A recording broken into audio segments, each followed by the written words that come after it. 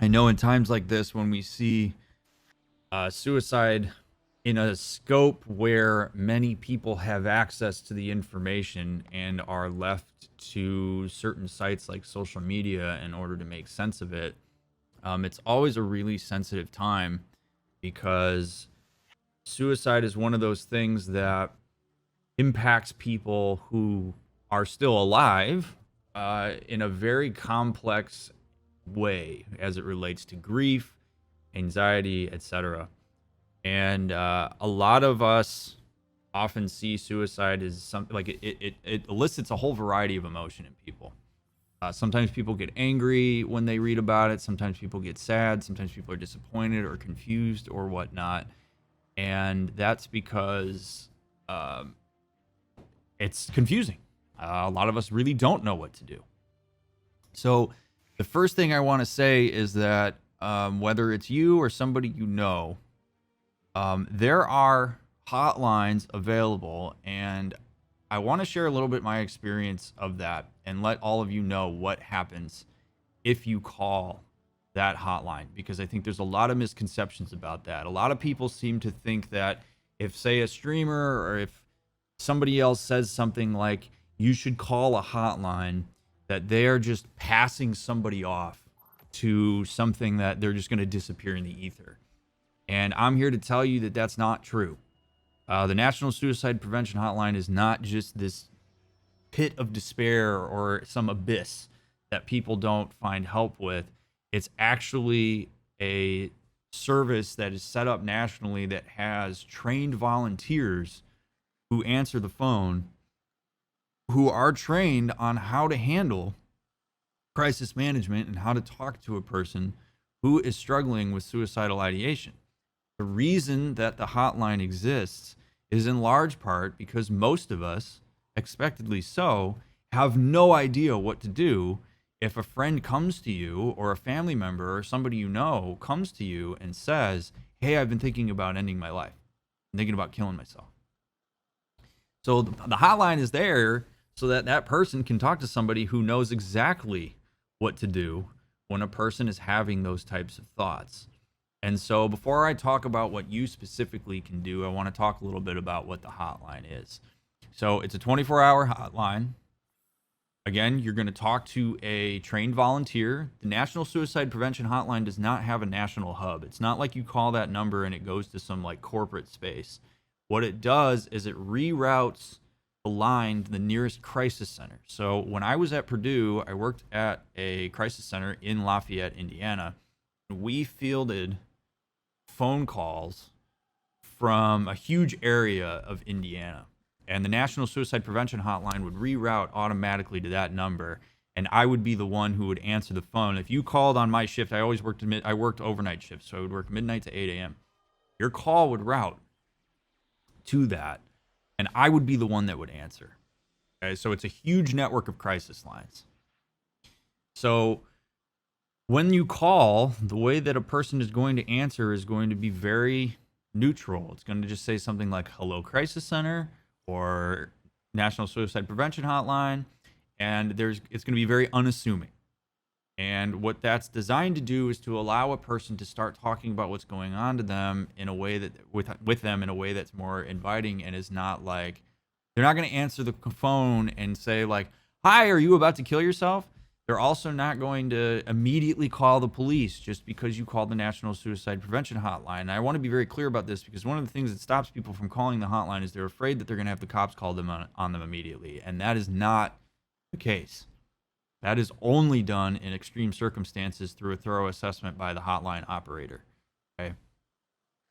But the people that are on the phone are trained on how to work you through a conversation if you're struggling with suicidal ideation to help you get help or to find you the help you need or to just help you process for however long you need to. I had suicide calls come to me that were anywhere from 15 minutes long to 4.5 hours long. And they will talk to you for however long they need to in order to help you through whatever was going on for you. They're not therapists, but they are like they're trained to handle a crisis. So they might help you get in touch with your therapist. They might help you know what kind of resources are available to you. They may also they may be the listening ear that you need in order to kind of help you navigate that space. Okay. So I just wanted to share a little bit about that. It's 24 hours a day. Do not be afraid to call. You do not have to be in dire straits to call the suicide hotline. You could have fleeting ideation, meaning like you might have a passive thought that comes through your head that's like, man, I wonder what it would be like to die. And if that's distressing enough to you, call the hotline. Okay, please call the hotline. Because you don't have to. A lot of people think too, like, oh, other people have it worse. If I call the hotline, I'm blocking somebody who needs it more than I do. And that's not true either. Okay? If it goes to a hotline like the one that I worked at, it may be that we have to triage a bit, where if I was the only person that was on the lines on that overnight shift, I might have to juggle calls, which I'm trained to do and had to do. Okay? Or you're going to be routed, if you're in more of like a bigger metropolitan area, you're going to have multiple people who are available and they will answer your calls. So and they're not going to sit there and go, hey, no, this is stupid. This is not whatever. So I'm going to hang you up because I have somebody over here who's more important than you. That's not going to happen. It really isn't. Okay. So I really want to be clear about that. Please call the hotline.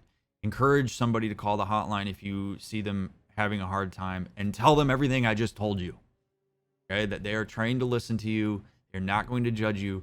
They're not going to call the police right away. They're going to move you through a conversation in a way that's better than probably any of your friends is going to be able to, unless, like me, they've worked on the hotline before. All right, so that's just a little bit about the suicide hotline. I'll let you guys ask me questions throughout the night about what my experience was like there, but I want to move for a second into what can you do. One of the things that people tend to do when they see suicide happen is, and I mean this, how do I want to say this? This is going to sound harsher than I mean it to. Because it's a form of complex grief, people will tend to make it about themselves, what they could have done, what more they should have listened to or seen, or whatever. At the end of the day, when an adult decides to end their life, it is their responsibility. Okay? Now, I don't mean that to blame necessarily the person who ended their life, but it is ultimately their responsibility. It is not the responsibility of anybody else. Do people create horrible circumstances that push people to feel more like that's their option? Certainly, but ultimately the act itself is the responsibility of the party involved, assuming that they're an adult and assuming they have their full faculties. Okay. Now I'm going to put that aside for a second and say this. Usually what happens when people talk about suicide or they try to express to their friends that they're experiencing suicidal ideation is they are met with resistance. They're often met with friends who say something to them like, no, you don't want to do that. Or their friends get anxious, or if a person comes to you and says, I want to end my life, most of us, because we don't know what to do, we freak out. We get anxious, and no, you don't want to do that. All of a sudden, we feel like we're responsible for keeping that person alive in the moment, and that actually stops a conversation from happening. Now, it's one thing if having that conversation is something that just completely emotionally dysregulates you, in which case, yes, set some boundaries, give the hotline number, call 911. Okay, but if that isn't the case for you, and a person comes to you and they share that they've been thinking about ending their life, first of all, it's an incredibly vulnerable thing to do, like ridiculously vulnerable. So listening to them is already going to be a big deal. All right. You don't have to fix anything. Listening, hearing why a person is experiencing that ideation and asking questions about it is one of the very best things you can do. You're already doing them a huge solid by being there for them, because proximity to another human being, whether through online or whether in person, is actually the number one mitigator of suicide, because suicide happens in isolation. Okay. But if a person's talking to you about it, listen, ask them, why do you want to die? What's been going on? And don't try to fix it. Don't try to jump in and say, oh, you don't want to do this.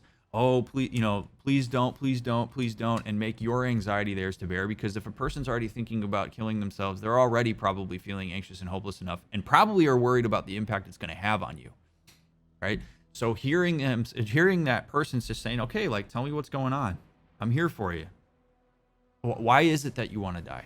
Instead of jumping to, no, hold on, you have so many things to live for. It's a very invalidating thing to say to somebody who is experiencing the level of hopelessness that has led them to the space that they are wanting to end their life. Which brings me to another point, which is that suicide is often a last-ditch effort. Not always. It's often a last-ditch attempt to try to mitigate a sense of helplessness. It's seen as kind of like the final thing that will resolve my pain. When I would listen to people talk on the hotline every night, they were in immense amounts of emotional pain. And every single call, except for the ones that would maybe like hang up on me, pretty much without fail, every single call, when you would listen to the person when you would listen to them talk about why they wanted to die, hear what they have to say, listen to the sense of helplessness that was sitting behind that. It would always have a question in there where I would say, if we could figure out something else to do that might work toward diminishing some of the helplessness and hopelessness you feel, we could find something else besides ending your life, would you be open to that? 100% of the time, the answer to that would be yes. Assuming that I listened enough. Okay, and what you're looking for in that case is what's called ambivalence. Right? So it was always about, I don't know what else to do. I feel like I've tried everything else. All right. So when a person is talking about wanting to end their life, they're often feeling helpless, like they don't know what else to do. And it's not your job to come up with other things if you're a friend. Okay, it's your job to listen to it and say, hey, maybe you might ask the question, if we could find something else that might help minimize some of this helplessness you're feeling, would you be open to that? Would you be open to me helping you do that? Would you be open to talking to somebody on a hotline or talking to a therapist about that? Because lots of people find alternative things besides killing themselves to mitigate their sense of helplessness. Okay. So I can't stress enough that when you see somebody having a hard time and talking about wanting to end their life, please listen to them. Don't judge them. Don't sit there in your own bullshit and try to make them feel like crap for the fact that they've just told you that. It is an honor to have the ability to hear that's what somebody's going through and work with them, listen to them, and be there for them in proximity or otherwise, emotionally or physically, and help them find the resources they need, whether it's the hotline or whether it's going to the emergency room or 911. I mean, ultimately, like, we have a disclaimer in chat, which I'm going to show you guys. You guys have been seeing it here, which is this. Okay. That is a good standard response to have in your own personal life if you see that, assuming you need to set some boundaries. But listen to your friends if they happen to talk about it. As far as like larger celebrities or whatnot expressing ideation, there's only so much you can do. They have their circles that need to listen to them as well. Is it sad when people end their lives? Yes. Is it something that is selfish? No. A lot of people like to say that suicide is selfish. I just want to let you guys know that, like, that's not a cool thing to say here, because often suicide is seen as a selfless act by the person who attempts it, that they're doing everybody else a favor. Not only are they sparing themselves of the despair and of the helplessness, they're sparing everybody else from the burden that they perceive themselves to be. And so that's kind of the last thing I want to say is, make sure that if a person comes to you and is talking about that they know that they are not a burden to you. That they're not, and that their pain is not burdensome. That it's okay, that their experience matters. And that you may want to help them find help, but that what they're experiencing is okay. It is, by the way, incredibly common, dare I say normal, to experience suicidal ideation, whether fleeting or not. I consider myself to be a perfectly healthy human being. I work in the mental health field. There have been times in my life where you even have that small little thought that comes in your head that says, like, man, what would it be like if I ended my life? I wonder what would happen. That's totally normal. Okay? Doesn't mean I'm going to go act on it. Sure, it's a distressing, intrusive thought. And if you ever have intrusive thoughts related to that, I do have a video on YouTube about intrusive thoughts I encourage you to watch because they can be distressing. But we all have those types of thoughts that come in every once in a while, and they're often more curiosity based. Okay? But it's hard. It's hard to watch. Seeing suicide represented in the media often can stir up suicidal ideation and thoughts in all of us, in people who are consuming that information. And just know that that's normal. And if you need help, please call the hotline. Hang out in servers in communities like this. I will always be here, and this community will always be here to listen to what you have to say. I have been absolutely amazed at the amount of support that this community has given to others on Discord or otherwise, and corners of the internet. Like when I break out and say to you guys constantly that I appreciate you all being here, I mean also that I appreciate so much what you do for each other and for creating communities like this, because communities like this I think are super important in times like this. So there's not a lot you guys can do because you're not mental health professionals, and it's important to understand that. Okay. There's a reason that these things, why do we have hotlines? There's a reason why we have therapists, and it's not unempathic to suggest to a person that they ought to talk to a professional. It's part of why I even do this channel, because I want to make this shit seem more approachable. I want to make this mental health and attending your mental health and therapy more ubiquitous with living life, instead of it being this thing that's shoved off in the corner somewhere where you're somehow demonized or you're this horrible person because you have to go do this. You have to go talk to a professional about what's going on. There is help out there, man. There really is. And there are people who care. I give a shit. I don't give a shit about my clients because I'm paid by them. I didn't give a shit about the people who called the crisis line because I wasn't even paid to do that. I volunteered to do that because I cared about the people who called in. And there are a bunch more people like me. That's not for me to toot my own horn. It's just for me to explain to you guys that, like, this idea that people out there only do this because they have some kind of agenda beyond I want to help and I want to do the best I can to be trained how to help in a crisis situation is, quite frankly, bullshit. Okay, we're there because we want to help.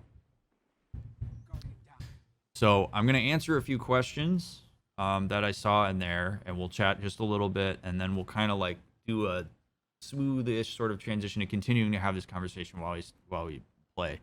But somebody asked, what effects did working on the suicide hotline have? Did I get depressed because of the job? It had a great thanks for your patience, Golden King.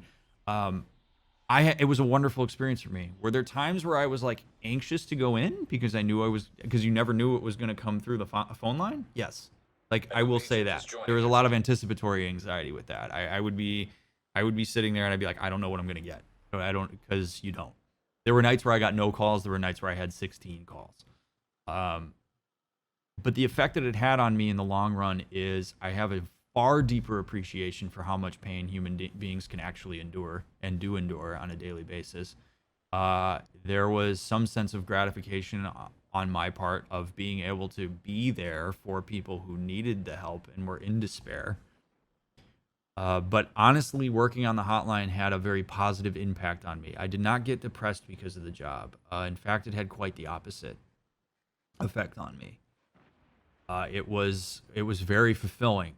I would leave at 8 a.m. in the morning to go home and sleep for a couple hours before class, and I would sleep soundly, even if I had a really intense night.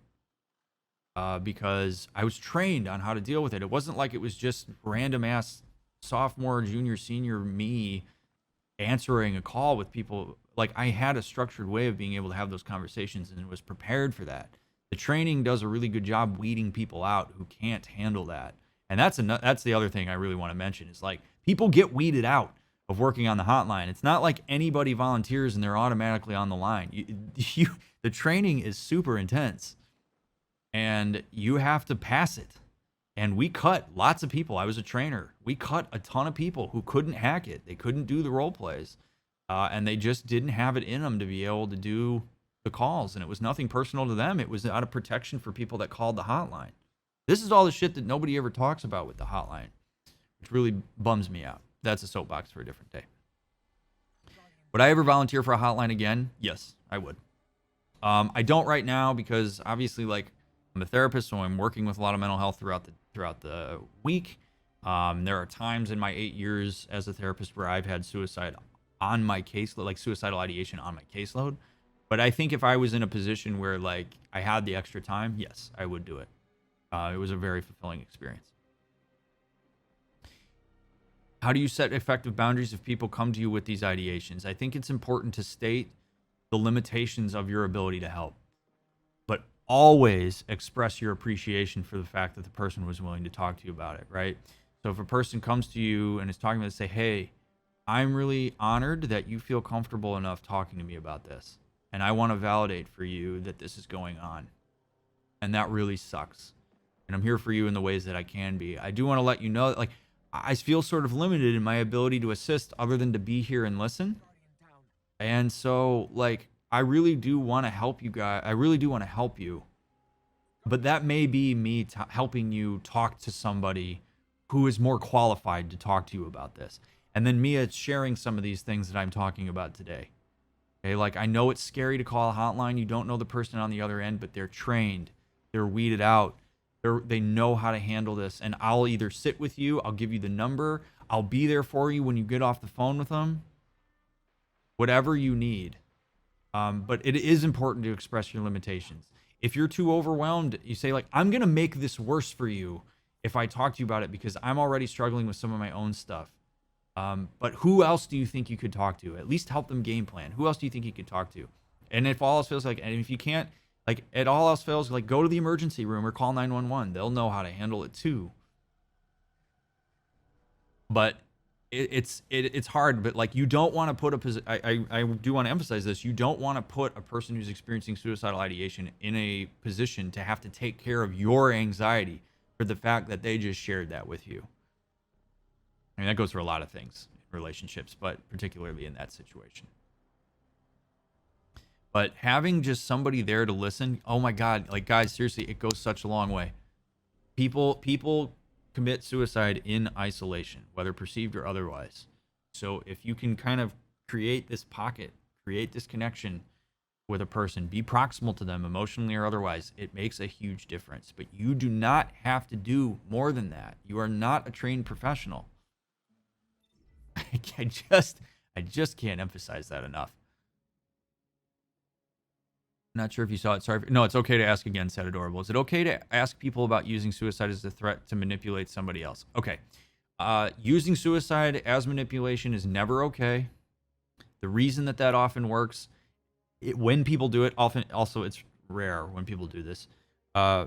When people do it, they do it because you have to take suicide seriously. We take suicide seriously. So if a person learns that they can manipulate through using suicidal ideation, then sometimes people will do that.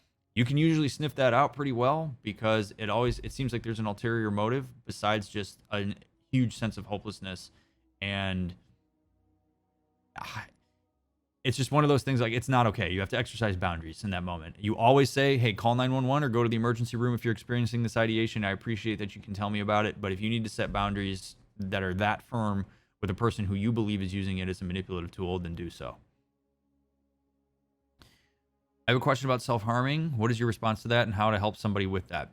Self-harm is a maladaptive coping mechanism. Self-harm is something that needs professional help.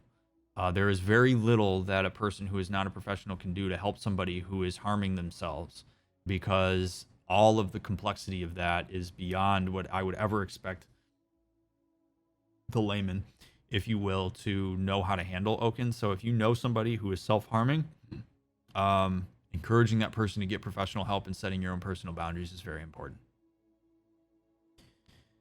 Someone in the past told a professional about the serious eating disorder I was dealing with. The professional got me help. I'm thankful that they saw that they could help themselves and did that. It's awesome. Blushing. Okay.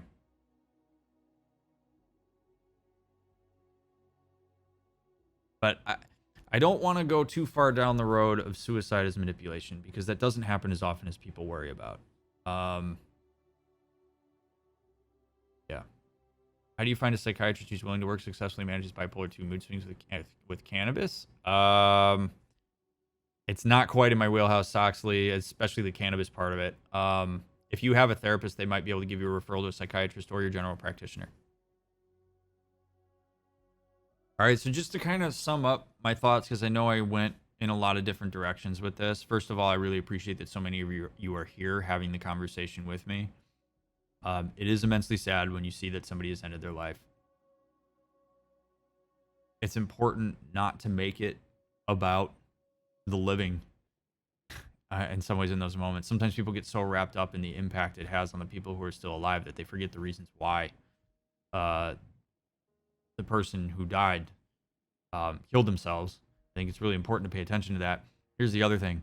All the nice things, if you take anybody in your life, you know how like after people die or after they kill themselves, all of a sudden people come out and start saying really nice things about how much they love a person and how much they mattered to them and about how appreciative they are for that fact that that person existed. Do that while people are alive. Like, if you got somebody in your life who you really appreciate, tell them that. If you have, streamers, people in the community, friends, family, whoever the hell, teachers, tell them that they matter to you while they're alive. You have no idea how much of a difference that can make for somebody. Don't wait until somebody kills themselves to now come out and say, "Oh man, but I really loved you, and I have so much love for you, and you meant so much to me." Tell them now. Okay, I'm not kidding. That's I like it. Really is. It makes a huge difference in your life if you start sharing the appreciation you have for others. Do it for yourself and do it for them.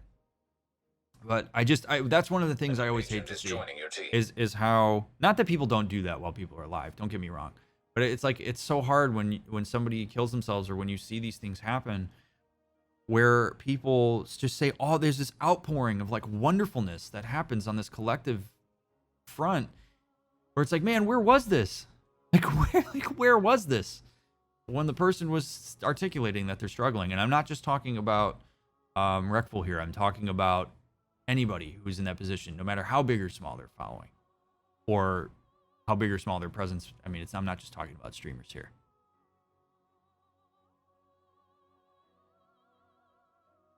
I'd like to ask your opinion about some of the statements made recently stating that streamers should have QPR training and have the ability to de-escalate someone they may come to their channel with harmful thoughts. It's not the first time the topic has come up in this space.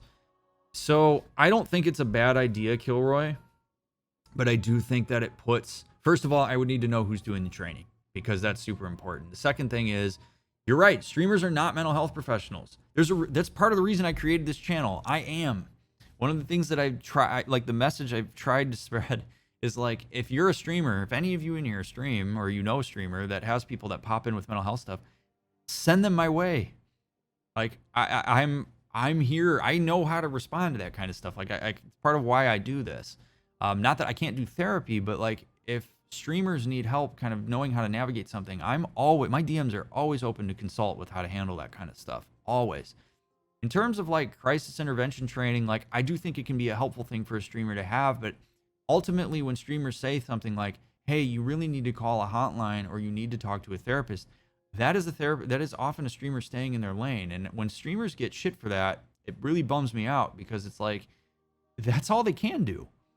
So while I think it's important, I don't think it's necessary. I think it's important for streamers to know who they can send that person in the direction of, whether it's me, whether it's being able to talk about what the hotline offers, etc. It's not about them having to somehow be some kind of mental health professional. So those are kind of my thoughts on it. I hope that kind of touches on what you're asking because it's an important question, but it's okay to set boundaries. Streamers don't have to deal with that. I mean, people come to them with it, but knowing where to send people is really important. That's why I'm trying to get myself out there. One of the reasons I started this. What about the conquest in which this happens? What are some of the having a lot of social interactions placed on Twitch? Do you think there's a part of that can be dangerous? Should we be careful with? I'm not entirely sure what you're asking, Mars. Can you rephrase that for me? Golden King, you're gonna have to have you tagged me? You're gonna have to tag me, man. If his chat's moving really fast right now. I contacted mental health first aid organization to ask when they will have the course available online. Cool. Oh, there we go. Thank you, Victoria. My dad almost witnessed suicide a couple weeks ago. He works in a jail, and someone tried to end his life. My dad came home and went to his room and didn't let everyone in for hours and just cried. I could see how that would happen. It's a very distressing thing to watch. Again, you can call hotlines for more than just suicidal ideation as well to process it and talk about it. But making a human being talk about what's going on for them, it's not always possible.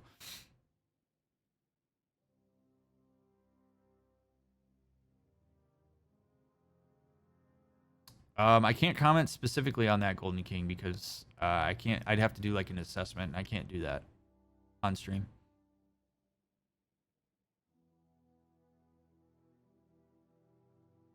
But yeah, man, I tell you,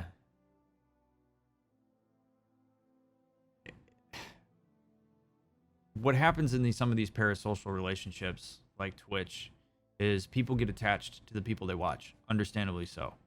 Like, for so many of you, I know that this stream has become part of like a daily routine, or at the very least a weekly routine. And it's very easy to feel a sense of connection to a streamer and want to talk to them about what's going on. In my case, I'm fine with that because I know how to hold space for that in an ethical way. I spent a lot of time figuring out how to do that. Other streamers don't know how to do that, and I don't blame them for that. If it's a streamer who's there because they want to play Call of Duty, that's what they're there for. All right. So if that streamer says, "Hey, I can't help you, man. Call 911 or call the hotline," they're not being dismissive. They're staying within their lane. And I have a great amount of respect for people who do that. So just if there's anything in sum, listen if people talk to you about this, actually pay attention to what they're saying, validate their experience, rather than tell them they don't want to do it or start talking about all the reasons what they have to live for. Okay, listen to what's going on, refer them to a hotline, and explain to them that they're going to talk to somebody who's actually trained and actually cares about them, not just because they actually care. Okay, and tell people how you feel about them, particularly if it's appreciative, now rather than afterwards. So I am always open to talking about this stuff on chat when we're streaming. Okay. So if you ever have questions about suicide, if you ever have questions about what it's like to call the hotline, what the hotline's like, my experiences on the hotline, etc., you are always welcome to ask. You do not have to be afraid to talk about this stuff in this community. This is the type of community that can sustain those types of conversations. Okay. I never want you guys to hold back from having to talk about this stuff, even if we're gaming, right? Like, I mean, when me and Jared are chatting with you guys, and we're playing games and stuff, I'm here to talk about mental health. The gaming is just background fodder. You know, like having friends and laughs and stuff is really great. Like, I'm super pumped that Jared and Joe are here tonight. We're gonna play Destiny, and we're gonna have fun, and we're gonna laugh, but we're gonna talk about this stuff too. And I will keep talking about this stuff. I already gave Joe and Jared a heads up that we were probably going to end up talking about this stuff tonight, and they know that, and so that's what I'm here for, and it's why I do this. So I mean, if you ever feel compelled to tell another streamer you know about me, not because I'm trying to steal their viewership, that's not what I'm out here for. I'm out here to try to be a resource for people, both viewers and fellow streamers. So fellow streamers, if you're out there and you're asking yourself, where are the professionals on Twitch? Who can I send my people to? I'm your guy.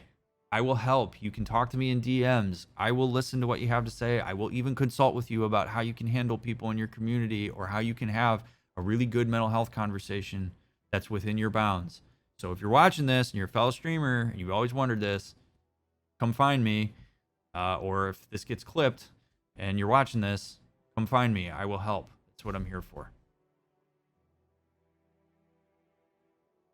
Is there a danger to that? Is there something we should be careful with when socializing and making connections online?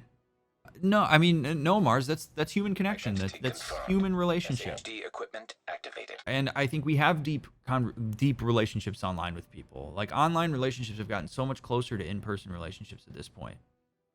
And it is going to hit hard. It's not going to necessarily be buffed out just because it's an online relationship. And yeah, I would handle it like a person would handle any other thing. It's okay to talk about. Is it normal to have thoughts about what it's like to die or what it looks like? Yes, it is normal. It is common, Golden King. Whether people are healthy or not, those types of thoughts, whether they're curiosity based or whatever, can pop into somebody's head. Some people think they're intrusive, some people don't. But yes, if you ever have that, it's okay. If it's distressing enough that you need to talk about it and you have friends you trust, do that. If you need to call the hotline, call it. Seriously, you don't have to be in dire straits to call the hotline. I know I sound like kind of like firm and terse when I say that, but I just am so passionate about that. The amount of times that people would have fleeting ideation and they'd talk to me on the phone and I'd talk to them for like 20 minutes to 45 minutes and just listen to what they have to say, and they would end the call and go, "Oh my God, thank you so much. I just needed somebody to listen and not give me a response and try to fix it. Thank you so much for listening." I can't even count it. Can't even count it. Human connection goes so far for people.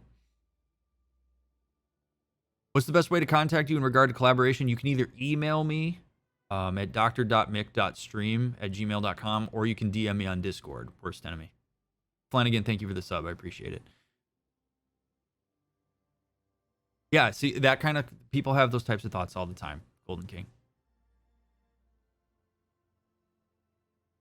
So I appreciate you guys letting me talk about that. I think it's one of those things. It's really important. And we'll talk about it. I hope we never have to talk about it again with something happening in the community like that. But if things happen, I will talk about it. It was really unfortunate that I had to cancel yesterday. But here we are. So if y'all want to know my thoughts on it, those are my thoughts. Jared, do you have anything you want to add on top of everything I said? I want to give you a chance to say something if you had anything you wanted to add. I think it's probably good that we sound like broken records here, but it is really important to remember that you're not a professional. Because you want to help the person, and helping them is listening. That is how you help someone, but you are not someone who should be doing an assessment. And I think that's a really important distinction to remember. Because you care about that person, or because you just, care about human life, you might feel compelled to be pushed in a direction where you're like, "Oh, well, I absolutely have to do something. This is my job. I have to do it." You have to get back to a place of remembering that you're not trained to do this. This isn't something that you deal with every day on like a professional capacity. So you just have to know what your lane is, essentially. And then the other thing that I think you have said, but I want to say it in kind of a different way, is you don't want to guilt the person who is experiencing suicidal ideation, or even if they've moved further down into planning or whatever. You don't want to make them feel guilty about their decision. And so that's something you want to keep in the back of your mind, because I think there are things that you can say sometimes that you might think are coming from a caring place, and they are, but the way that you phrase it can make it seem almost like, "Oh, now I feel guilty for even bringing this up," or "Now I feel guilty for the fact that my brain has even brought me to this place of thought." And so you just want to listen. I know it sounds to some people oversimplistic, and I know to some people it sounds like not enough, but listening goes such a long way. And reaching out, I guess that's also important. I don't know if we've touched on that. I've said it in regards to other things, but it's important to reach out and to not hound, I guess is the best way to put it. If you know somebody is struggling, just letting them know that you're there and for them. If they don't respond to you, it's very, very, very possible that they are just taking time to process, and you need to give them that space at times. Obviously, if you have more information where they've said something where something is like more immediate, and you feel like, okay, well then yes, I do need to call like a crisis service, something like that, then that's different. But if it's just reaching out and you don't get a response for a couple, I mean, a lot of people are very depressed, so they're sleeping. They might just be asleep. That might be why you're not getting a response. So that kind of folds into also not making your your anxiety, their anxiety. But you touched on pretty much everything. I just wanted to reiterate the whole professional part and the not guilt part. I appreciate you saying that, dude. It is. It's sort of, I don't, just to echo it even further, like that's one of the things I've been seeing a lot on social media is people basically saying like, what more could I have done? I mean, it's not even just in relation to the specific person, but like, and it's just like, it's okay that you guys are not professionals. Like, I know there are some in here. I know there are some professionals in chat, but if you are not a professional, that's okay. I don't give legal advice because I'm not a lawyer. If I have a person that comes to me and says, "Hey, Dr. Mick, I got this really complicated contract and I don't know how to go forward with it. Help me out." I'm not going to try to fake my way through that. I'm not going to try to give legal advice. I don't have that kind of expertise. I don't have that education. There's a reason I had to, do 40 hours worth of training to be a volunteer and then 9 years worth of school to be able to do what I do. And again, like, it always sounds like I'm not saying that as like this humble brag on look at all the training I have. It's to emphasize the point that like talking about this stuff is incredibly complicated. And that's why I'm always weary of anybody who tries to oversimplify this shit, because it isn't that. It's like it's very complex. The human nature is complex. Human relationships are complex. So know your limitations. It is, I mean, God, if that's not that should be part of the motto at this point. No matter your experiences are valid. Don't let anybody ever tell you otherwise, and know your limitations. So.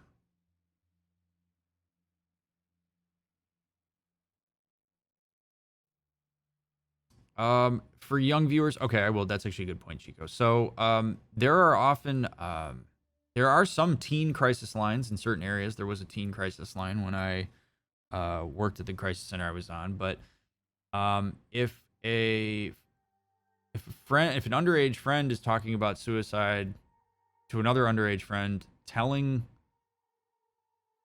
you, you gotta either encourage them to you can call the hotline if you're under 18. Just so you know, you call a hotline if you're under 18. But parental involvement or guardian involvement or some adult involvement is important. And sometimes if it means sacrificing your friendship in the short term because you had to get adults involved, you got to do it.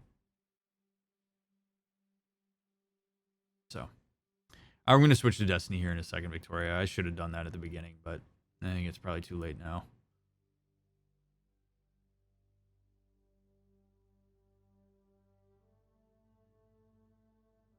Well, I just want to say, in the spirit of what I said earlier, I really appreciate all of you.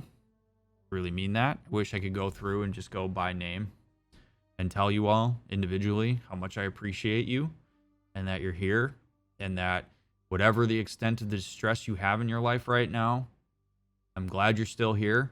I'm glad you're still fighting through it, no matter how painful it might be. I'm glad that you make the time to come hang out with us and hang out with each other. I know for a fact that this community has had a hugely positive impact on a lot of people's lives. That is not just because of me. It's not just because of Jared. It's not just because of Joe and Sean and all the other people that come and hang out here. It's because of you guys. And I appreciate every single one of you. And I'm really glad you're here. And these are conversations that we will have for as long as I do this. And I have no problem having these conversations. I'm not scared of it. I really, really, really hope that all of you will continue to feel welcome here. And I'm really grateful for this community and for what you guys have. And if you're ever struggling, that's what support chat is for in the Discord. I'm here to listen. And yeah, you guys are awesome. And I know this is a hard topic. So thanks for hanging in there if this is a hard topic. I think honestly, talking about suicide is important. Not talking about it is what further silos people who are experiencing suicidal ideation. The more we talk about it, the more comfortable people get with it, the less scary it is for people to share what's going on for them. So it's okay to talk about suicide. we should talk about suicide, and people who are comfortable talking about suicide should talk about it. And that's why I'm doing that tonight. That's why I wanted to make sure that I spent as much time. I know we just spent an hour talking about it, but it's important to talk about.